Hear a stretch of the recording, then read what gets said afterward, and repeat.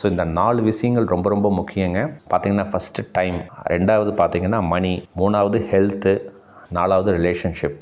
So சுய ஒழுக்கத்தில் இந்த 4 பாயிண்ட்டை நீங்கள் கன்சிடர் பண்ணிங்கன்னா நம்மளோட மனசு, நம்மளோட எண்ணம், நம்மளோட சிந்தனை ரொம்ப சூப்பராக இருக்கும். இதை நீங்கள் 100% ஃபாலோ பண்ணிங்கன்னா இன்கேஸ் ஏதாவது நமக்கு ஒரு கடன் பிரச்சனை, இல்லை யாராவது நம்மளை ஏமாற்றிட்டாங்க, நம்ம கொடுத்தவங்க பணம் கொடுக்கல, அந்த மாதிரி சூழ்நிலைகள் இருந்தாலும் நீங்கள் செல்ஃப் டிசிப்ளினாக சுய ஒழுக்கத்தில் இந்த 4 பாயிண்டில் கரெக்டாக இருந்தீங்கன்னா அந்த லாஸ் என்றைக்கு ஏற்படுதோ அந்த வருத்தத்தை வேதனையை உங்கள் மனசில் வச்சுக்க மாட்டீங்க.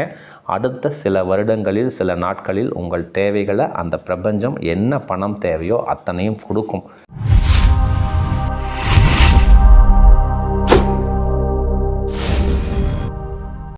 அன்பு வணக்கங்க. நம்ம வாழ்க்கையில் நம்ம தேவைகளை நம்ம நினச்ச மாதிரி நடக்கணும் அப்படின்னு சொன்னிங்கன்னா ஒரு முக்கியமான விஷயங்கள் இருக்குங்க. பெரியவங்கள்லாம் சொல்லுவாங்க ஒழுக்கமாக இருக்கணும் அப்படின்னு சொல்லுவாங்க. அந்த ஒழுக்கமாக இருக்கிறது எப்படி இருக்கணும்னு இன்றைக்கி நமக்கு தெரியல. அது எப்படி இருந்தால் நம்ம வாழ்க்கையில் நம்ம நினச்சதை அற்புதமாக அடையலாங்கிறது தான் இந்த வீடியோனுடைய தொகுப்பு. இந்த வீடியோவில் எப்படி செயல்படுத்தணுங்கிற வழிமுறைகள் நான் சொல்லியிருக்கேன். அற்புதமாக செயல்படுத்துங்க. அது செயல்படுத்துறதுல உங்களுக்கு ஏதாவது சந்தேகம் இருந்தால் என்னுடைய வாட்ஸ்அப் நம்பர் 9080274280 வாய்ஸ் மெசேஜ் பண்ணுங்கள். அற்புதமாக பேசி நலமாக செயல்படுத்தலாம். கட்டணம்லாம் எதுவும் கிடையாதுங்க. வீடியோக்குள்ளே போகலாங்க. எல்லாருக்குமே தெரியுங்க ஒழுக்கம்னா என்னன்னு தெரியும். ஆனால் நம்ம அதை கடைபிடிக்கிறோமா அப்படிங்கிறத தான் பார்க்கணும். ஒழுக்கத்துக்கும் சுய ஒழுக்கம் அப்படின்னு ஒன்று சொல்லுவாங்க. ரெண்டுக்கும் ரொம்ப வித்தியாசம் இருக்குங்க. அதாவது டிசிப்ளின் வேணும்னு சொல்லுவாங்க. செல்ஃப் டிசிப்ளின் தான் அவசியம் நமக்கு வேணும். அது இருந்தால் தான் நம்ம வாழ்க்கையில் சில விஷயங்களை அற்புதமாக செயல்படுத்த முடியும் அப்படிங்கிறத இந்த வீடியோ முடியும் பொழுது உங்களுக்கு புரிஞ்சுக்குவீங்க. அதாவது ஒழுக்கத்துக்கும் சுய ஒழுக்கத்துக்கும் என்னங்கிற வித்தியாசம் பார்க்கலாங்க. இப்போ ஒழுக்கம் அப்படின்னா, இப்போ பார்த்தீங்கன்னா ஒரு எக்ஸாம் ஹாலில் எக்ஸாம் எழுதுறீங்க. டீச்சர் இருந்தால் காப்பி அடிக்க மாட்டீங்க. இது டிசிப்ளின், இது ஒழுக்கம். வீட்டில் பெரியவங்க யாராவது இருந்தால் சில செயல்கள் செய்ய மாட்டீங்க. இன்னும் புரிகிற மாதிரி சொன்னீங்கன்னா, மனைவி இருந்தால் ஒரு குடிப்பழக்கம் பண்ண மாட்டீங்க. நான் சொல்கிறது புரியுதுங்களா? இதெல்லாம் ஒழுக்கம் அப்படின்னு சொல்கிறது. அதே மாதிரி பெரியவங்களாம் இருக்கும் பொழுது எந்த தவறும் பண்ணாமல் நான் நல்ல பையன், நல்ல பொண்ணு அப்படின்னு சொல்லி காட்டிக்கிறது. இது ஒழுக்கத்தில் வரும். புரியுதுங்களா? நான் சொல்கிற ஒழுக்கம் அது கிடையாதுங்க. செல்ஃப் டிசிப்ளின் அப்படின்னா சுய ஒழுக்கம் இருக்கணும். அதாவது டீச்சர் இருந்தாலும் டீச்சர் இல்லைனாலும் நீங்கள் காப்பி அடிக்கக்கூடாது. இதுதான் செல்ஃப் டிசிப்ளின். உங்கள் மனைவி வீட்டில் இருந்தாலும் சரி, உங்கள் பெரியவங்க வீட்டில் இருந்தாலும் இல்லைனாலும் சரி, நீங்கள் ஒரு போதை பழக்கத்துக்கோ ஒரு குடிப்பழக்கத்துக்கோ இல்லை ஒரு தவறான செயல்களை நீங்கள் செய்யக்கூடாது. இப்போ புரியுதுங்களா? சுய ஒழுக்கத்துக்கும் உள்ள வித்தியாசம் தெரிஞ்சுக்கிட்டீங்களா?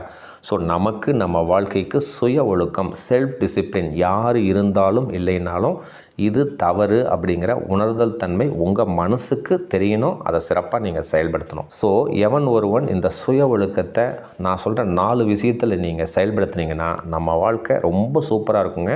நம்ம செயல்பாடுகள், நம்மளோட ஒர்க் எக்ஸிக்யூஷன், நம்மளோட அவுட்புட், நம்மளோட ரிசல்ட் பார்த்திங்கன்னா சூப்பராக வரும். நம்ம கஷ்டப்பட வேண்டியதே இல்லை.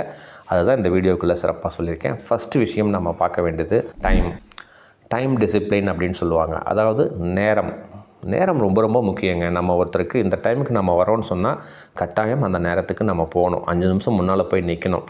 இல்லை நம்ம ஒரு அப்பாயின்மெண்ட் கொடுக்குறோன்னா அந்த டைமுக்கு நம்ம ப்ரிப்பேர்டாக இருக்கணும். அவங்க வந்ததுக்கப்புறம் சார் ஒரு 1/2 hour சார் நான் ரெடி பண்ணிடுறேன் அப்படின்னு சொல்லக்கூடாது. இதுதான் இந்த நேரம் டிசிப்ளின் அப்படின்னு சொல்லுவாங்க.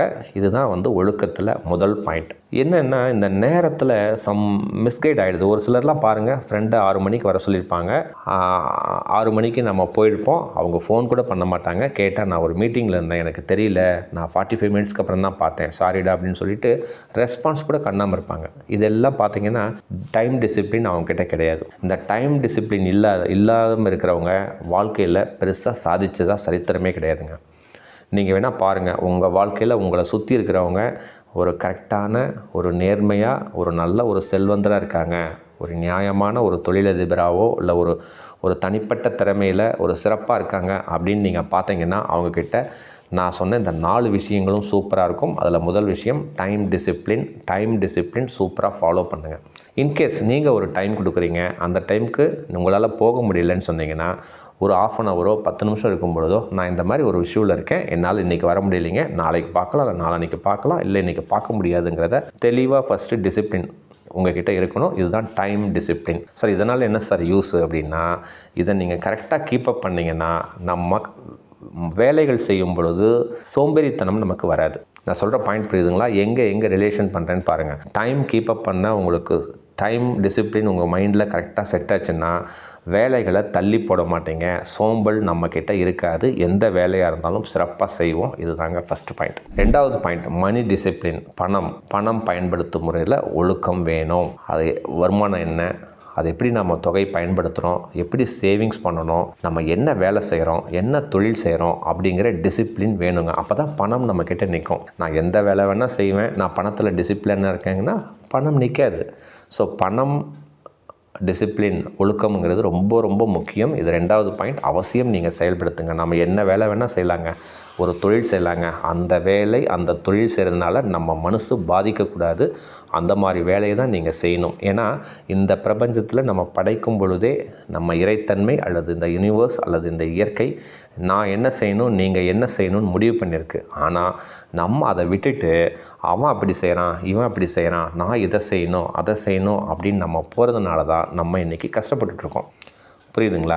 எப்போ நீங்கள் இந்த மணி டிசிப்ளின்குள்ளே வரீங்களோ அப்போது இந்த பிரபஞ்சம் நீங்கள் என்ன செய்யணுங்கிறத உங்களுக்கு உணர்த்தும். ஸோ ஒரு வேலை செய்யணுன்னா மனசுக்கு பிடிச்சு அந்த செய்கிற வேலையினால் நம்ம மனசு பாதிக்காத அளவுக்கு நீங்கள் செஞ்சு பாருங்கள். பணம் உங்களை நோக்கி வரும். இதில் எந்த வித மாற்று கருத்தும் கிடையாதுங்க. இதுதான் பணத்தை பற்றிய ஒழுக்கம். மூணாவது ஹெல்த் டிசிப்ளின். உடல் நலம் ரொம்ப ரொம்ப முக்கியங்க. எல்லாருமே இன்றைக்கி பார்த்திங்கன்னா நிறைய சம்பாரிச்சிட்றீங்க. ஆனால் வயசான காலத்தில் என்னால் எதுவுமே செய்ய முடியல, இப்போ நோய் வந்துருச்சு, நான் என்ன அஃபர்மேஷன் பண்ணணும்னு கேட்குறீங்க. நல்லா இருக்கும்போது உடலை பாதுகாக்க தவறிடுறீங்க. ஸோ இந்த உடல் நலம் ஒழுக்கம்ங்கிறது ரொம்ப ரொம்ப முக்கியங்க. ஏன்னா ஒரு உடல் நல்லா இருந்தால் தான் நம்ம சம்பாதிக்கிறதாகட்டும் செய்யட்டும், நம்ம வேலையாகட்டும், நம்ம செயல்பாடுகளாகட்டும் சூப்பராக நம்மளால் எக்ஸிக்யூட் பண்ண முடியும்.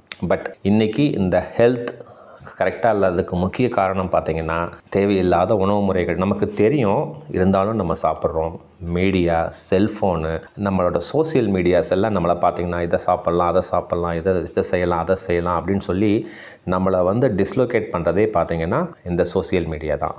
பட் நம்ம மனசு தான் நம்ம கரெக்டாக வச்சுருந்து நம்ம உடலை நம்ம தான் பாதுகாக்கணும் அப்படின்னு நம்ம தான் செயல்படுத்தணும். இதுக்கு பேர் தான் ஒழுக்கத்தில் ரொம்ப முக்கியமான ஒழுக்கம் ஹெல்த் டிசிப்ளின், உடல் நல ஒழுக்கம். ஸோ அற்புதமாக நீங்கள் இதை பாதுகாத்தே ஆகணுங்க. ஏன்னா இன்றைக்கி பணம் வந்துடும். எல்லாம் கஷ்டப்படுறீங்க, 50 வயசு 60 வயசு வரைக்கும் கஷ்டப்பட்டுட்டு அதுக்கப்புறம் எனக்கு இந்த நோய் வந்துருச்சேன் அந்த நோய் வந்துருச்சேன்னு நீங்கள் வேதனைப்பட்டீங்கன்னா ஒன்றுமே செய்ய முடியாது. ஸோ இப்போ ஒரு 25 வயசு ஒரு 30 வயசு வேலைக்கு போகும் பொழுதே நம்ம உடல் நலத்தை நம்ம எப்படி வச்சுக்கணும் அப்படிங்கிற ஒரு பொறுப்பான தன்மையில் என்னென்ன நமக்கு வேணும் என்னங்கிறத நீங்கள் உடல் நலத்தை கட்டாயம் டிசிப்ளின் உங்களுக்கு வேணும். ஸோ இந்த மூணாவது சுய ஒழுக்கம் கட்டாயம் நீங்கள் செயல்படுத்தியே ஆகணும். அப்போ தான் நீங்கள் சம்பாதிச்ச பணத்தை என்ஜாய் பண்ண முடியும். நிறைய பேர் என்கிட்ட கேட்குறீங்க, எனக்கு 70 வயசு ஆகுது, 65 வயசு ஆகுது சார், எனக்கு இந்த டிசீஸ் இருக்குது, நான் என்ன செய்கிறது, அஃபர்மேஷன் பண்ணால் நல்லாயிடுமா அப்படின்னு கேட்குறீங்க. அஃபர்மேஷனுங்கிறது நம்ம மனசுக்கு ஒரு நம்பிக்கை தரக்கூடிய ஒரு செயல்பாடுகள். பட் நம்மளோட எக்ஸிக்யூஷன் நீங்கள் 40-50 வருஷமாக அப்படி செஞ்சுட்டு இன்றைக்கி இந்த பிரச்சனை இருக்குது நான் என்ன செய்யணும்னு கேட்டிங்கன்னா அது ஒன்றும் செய்ய முடியாதுங்க. அதனால தான் நான் சொல்கிறேன் ஹெல்த் டிசிப்ளின் ரொம்ப ரொம்ப முக்கியம். அற்புதமாக நீங்கள் செயல்படுத்துங்க. அட்லீஸ்ட் இந்த வீடியோ பார்த்த நொடியில் இருந்தாவது நம்மளை ரெப்ரசன்ட் பண்ணுறது நம்ம உடல் தான். நல்லா பாருங்கள், நம்மளை ரெப்ரசன்ட் பண்ணுறது நம்ம உடம்பு தான் அப்படிங்கிறத புரிஞ்சு நீங்கள் ஹெல்த் கான்சியஸாக இருங்க. ஹெல்த் டிசிப்ளினை மெயின்டைன் பண்ணிங்கன்னா நம்ம வாழ்க்கை சொர்க்கமாகுங்கிறதுல எந்த மாற்று கருத்தும் கிடையாது. நாலாவது விஷயம் ரிலேஷன்ஷிப் டிசிப்ளின், உறவு முறை ஒழுக்கம். அதாவது இன்றைக்கி இருக்கிற காலகட்டத்தில் பார்த்திங்கன்னா உறவு முறை ஒழுக்கம்ங்கிறது ரொம்ப ரொம்ப முக்கியங்க. ஃபஸ்ட்டு ஒரு புரிதல் தன்மைக்கு வாங்க. எல்லாமே ஒரு பிடிப்பில் ஒரு பற்றில் இருக்கிறீங்க. ஒரு உறவு முறை இருக்கீங்க, ஒரு 10 வருஷம் 15 வருஷம் 20 வருஷம் வாழ்ந்துட்டிங்கன்னா அதில் ஏதாவது ஒரு மிஸ் அண்டர்ஸ்டாண்டிங் வந்துட்டுன்னா என்னால் எதையுமே செயலிழக்க முடியல, என்னோடய வாழ்க்கையே போயிடுச்சு, நான் இந்தளவுக்கு நான் கஷ்டப்பட்டேன் அப்படின்னு சொல்லி ரொம்ப வருத்தப்படுறீங்க, வேதனைப்படுறீங்க, துக்கப்படுறீங்க. அந்த வருத்தத்தோடவே வேதனையோடவே உங்கள் வாழ்க்கையை உங்களால் ரன் பண்ண முடியாதுங்கிற புரிதல் தன்மைக்கு ஃபஸ்ட்டு வாங்க. ஒன்று சொல்லட்டுங்களா, ஒரு முக்கியமான விஷயம், நமக்கு சந்தோஷத்தை கொடுக்கறது இந்த உறவு முறை தான். இதில் எந்தவித மாற்று கருத்தும் கிடையாது. அதே போல் எவ்வளோக்கு எவ்வளோ வருத்தத்தையும் இந்த உறவு முறை தான் கொடுக்குங்கிறத ஃபஸ்ட்டு தெளிவு பண்ணிக்கங்க. நான் சொல்கிறது புரியுதுங்களா? ஒரு சந்தோஷமாக இருந்தாலும், ஒரு சிறப்பு குறைவான விஷயங்கள், ஒரு நம்பிக்கை துரோகமாக இருந்தாலும் உறவு முறையிலிருந்து தான் நமக்கு வரும்ங்கிறத ஃபஸ்ட்டு தெரிஞ்சுக்கிங்க. அது எந்த உறவு முறை வேணால் இருக்கலாம். கணவன் மனைவி உறவு முறையாக இருக்கலாம், நண்பர்கள் வட்டாரத்தில் இருக்கலாம், தெரிஞ்சவங்க வட்டாரத்தில் இருக்கலாம், கொஞ்ச நாள் பழகிருப்பீங்க, ஆஃபீஸில். எந்த உறவு முறையாக இருந்தாலும் சந்தோஷத்தை கொடுக்குறதும் உறவு முறை தான், துக்கத்தை கொடுக்குறதும் உறவு முறை தான். பட் நம்ம இதில் ஒரு கட்டுப்பாடோட ஒரு உறவுமுறை ஒழுக்கத்தோடு நீங்கள் செயல்பட்டீங்கன்னா, ஒரு பற்றற்ற நிலையில் நீங்கள் இருந்தால், ஓகே இது நமக்கு ஒரு பாடம், இதிலேருந்து நம்ம என்ன செய்யணும் அப்படிங்கிற ஒரு கேரக்டரை நீங்கள் டெரைவ் பண்ணணும். இதுதான் பார்த்திங்கன்னா உறவுமுறை ஒழுக்கம். இந்த ஒழுக்கத்தை நீங்கள் பிடிப்பு இல்லாமல், அதாவது ஆன்மீகத்தில் என்ன சொல்லுவாங்கன்னா, நிலையற்ற பொருட்களின் மீது பற்றோடு இருக்கும் மனித இனம் அப்படின்னு சொல்லுவாங்க. யோசனை பண்ணி பாருங்கள். ஒரு 25 வருஷம் 30 வருஷம் வாழ்ந்துட்டீங்க, இன்றைக்கி இப்படி பண்ணிட்டாங்கன்னு சொல்லிட்டு அந்த சூழ்நிலைக்காக நீங்கள் மனம் வருத்தி உடலை வருத்திக்கிட்டு எல்லா டிசீஸ் உங்களுக்கு வந்துட்டு என்ன செய்கிறதுன்னு தெரியல, பைத்தியக்காரத்தனமாக நம்ம செயல்பட்டுருக்கோம். ஸோ இந்த ஃபஸ்ட்டு அந்த பற்று இருக்கணும், ஆனால் பிடிச்சிக்கூடாது. என் பையன், என்னோட பொண்டாட்டி, என் அப்பா, என் அம்மா, என் குழந்தைங்க அப்படின்ட்டு பற்று இருக்கணும். பற்று நான் இருக்க வேண்டாம்னு நான் சொல்லவே இல்லைங்க. பிடிப்புத்தன்மை, அதனால் நம்ம மனசு பாதிக்காத அளவுக்கு நீங்கள் செயல்படுங்க அப்படின்னு சொல்கிறேன்.